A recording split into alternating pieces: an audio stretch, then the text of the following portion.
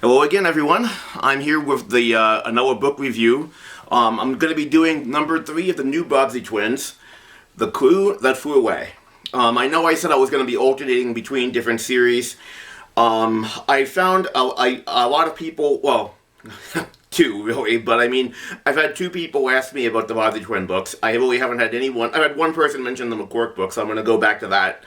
I did have someone ask about the 3 investigators, but like I said before, those books are a bit longer.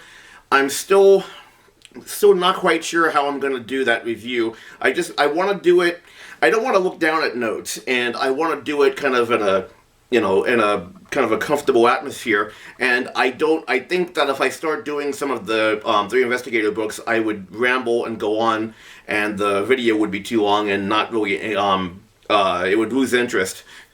So I don't know what I'm going to do with that. Kind of the same with Trixie Belden. But the 3 investigators, the new Bobbsey Twins, number 3, The Clue That Flew Away. This was one of my favorites as a kid. This came out, I could tell you when, I want to say 1987. Yes, December 1987. So I was like 12, 11. But I really like this one. We can get into it, but I know people have asked me too to give some childhood experiences and things like that. I don't remember. I remember reading this myself. I remember actually reading it. I think I mentioned that we used to visit the Amish country as a family on vacation. We would do that quite often, actually. We would take a road trip and go and do that. And I remember reading it on one of those road trips. I either read it on the road trip, or I read it in the motel that night. Maybe I read some of it in the car and some on the motel, or maybe I don't remember which one I did, but I remember I was on vacation when I read it for the first time. So let's get into it. Oh, and before I forget, so I don't know if I'm going to do this as an intro or an outro or both, but I figured out I don't know yet how to put pictures in the video as I'm talking, but I do know how to put them in the beginning or the end of the video, so I'm going to do that. I'm not sure which one I'm going to do. Probably the end. Well, I don't know yet. We'll see. If it's in the beginning, then it was the beginning. If not, you'll see it in the end. So please stick around for that if it's in the end. But The Clue That Flew Away, it was a book. Again, it was another one of the mystery series of the Bobbsey Twins, and this was a book too, which, again, as I mentioned, the series at this point involved serious crime. So, it's a little unrealistic, of course, for a tween and little kids who are twins to find out all of this crime and solve the mysteries. But that's part of the beauty of the series. So this one starts out with there is a film crew that's going to be filming part of a movie, a balloon race in the Bobbsey's hometown of Lakeport, and they're friends with a rich girl who has who's the film crew are going to be using her property to film part of the balloon race. They have the balloons, the hot air balloons, on the property, and the stars of the movie, the ones who are going to be in the balloon race, are actually the actors. They're there as well, and they're going to be filmed taking off, or at least giving a speech before they take off. Now, it's also a party for the young girl, so it's kind of like she's having a party with her little friends, but also the adults are there because they're going to be meeting real movie stars. Now, there is a young boy, young teenager who is one of the stars of the film. He's going to be one of the people in the balloon race, and he's one of those guys that like all of the girls swoon over. So Nan, the oldest girl especially, and her friends, I know they had a crush on him.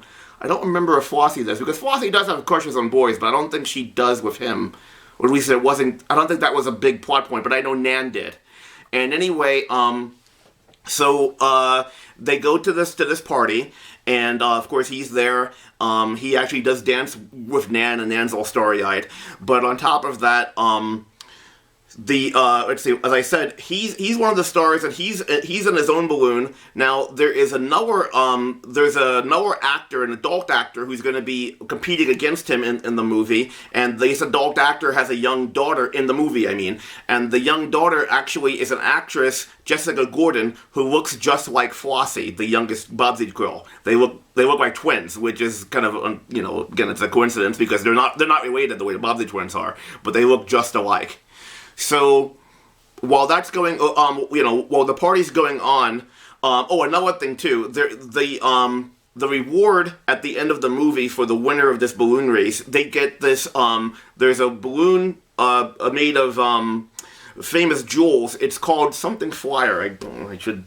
That's one thing I should have looked to see. I want to say. Oh, there's a picture of it. Oh, the Armstrong flyer, right? And like I said, the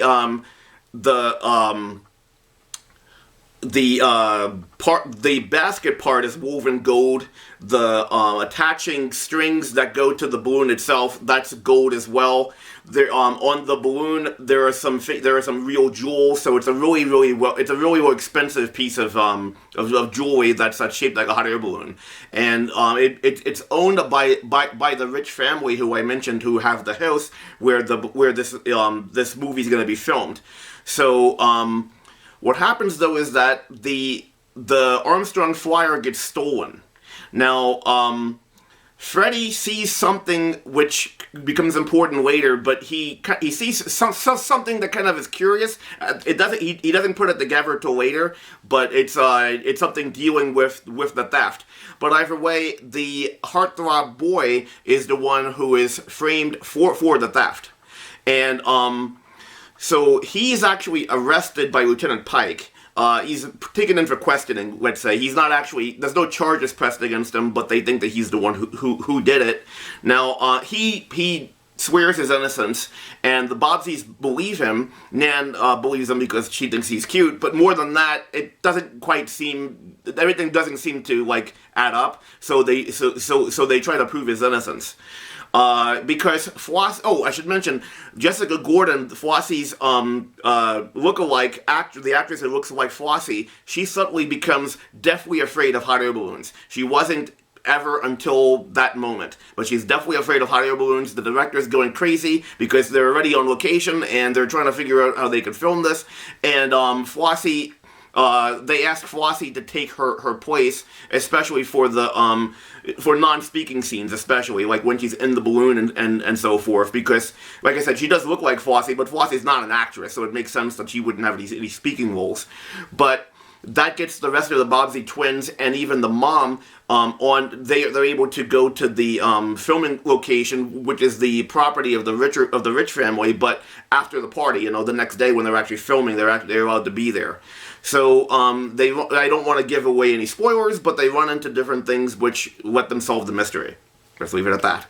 So now that's a brief summary of the plot itself. Let's go over some of the suspects. So Tim Archer, that's the name of the heartthrob boy. He's, of course, the main suspect of the police. The Bobbseys don't really think it's him, but he is a suspect. There are several people on the film crew. The director... anyone could have a motive for stealing the Armstrong flyer, because, of course, as I said, it's very expensive. It's a very expensive piece of equipment. The director seems to be a little, he's on edge, but he's directing a movie, but he does seem a little suspicious, so he's a suspect. There is a girl, a 20-something woman, a young woman who's a makeup artist. She becomes a suspect. The person who is in charge of the effects and the balloons, he's a suspect. Even Jessica Gordon could be a suspect to some, because she does seem to be very scared. They're not sure exactly why. That could be an act. They know that she's an actress, so, she could be acting and hiding something else. The Bobbseys just aren't sure at first, and neither is Lieutenant Pike of the police. So again, I don't want to give away anything, and I looked through the photos, I looked through the artwork in the book. It doesn't actually reveal who the villain is, or the villainess, so I'm going to put all of those, I was just going to put the cover on the way I usually do, but I use it as a thumbnail anyway, so I'm gonna put all of the artwork. I have it scanned. I'm going to put that as a slideshow either at the beginning or the end of the book, of this video, and you'll get a chance to see some of the artwork. Now, this is the last book that was illustrated by George Sue. After that, the artist is Paul Janus. The two of them have very, very similar styles of artwork, okay? The artist after him, which starts in book 18, after that, the artwork looks totally different. But anyway, when Paul Janus is doing the artwork, I have a lot of the photographs that are used, because he hired a photographer to take photos of models, and he used those photos to base his artwork on. And I have some of those photos. I actually can share them with you. So starting with the next book, I'm gonna start sharing some photos. The next book, or maybe the book after. But either way, like I said, it's a very interesting and very enjoyable book. I remember it from my childhood. I don't know about modern people in the sense that if I read this now without having any kind of a memory, I don't know what my impression of it would be. I do think, though, that honestly it does capture your interest. I think even for adults, if they read this just as a bit of light reading, you could read it in a couple hours. As an adult, I think you could read it in an hour and a half, 2 hours if you, like, if you're a reasonably fast reader. You'll find it enjoyable. Finding out who the who committed the crime is interesting, and I don't think it cuts any corners with that. I think it's a good whodunit that would take you some time to figure out, even as an adult, but I think that all of the clues are there. It's not something where it's like, oh, that came out of left field, that made no sense. No, it actually is, it does fall into place. You'll have to read it very carefully, though, to figure out who the perpetrator is. A very good book and a very good series. I hope, again, that you'll join me next week. I don't know which book I'm going to do. I'm either going to do the Bobbsey Twins, the new Bobbsey Twins, number 4, or I'm going to do a McQuark book, more than likely. I don't think I'm going to do the 3 Investigators of Trixie Belden just yet. But stay tuned. Again, I might change my mind. Thank you again. If you have any questions or comments, please, by all means, put them at the end. Put them in the comment section. And again, I hope you enjoy this series. Take care, and thank you for watching.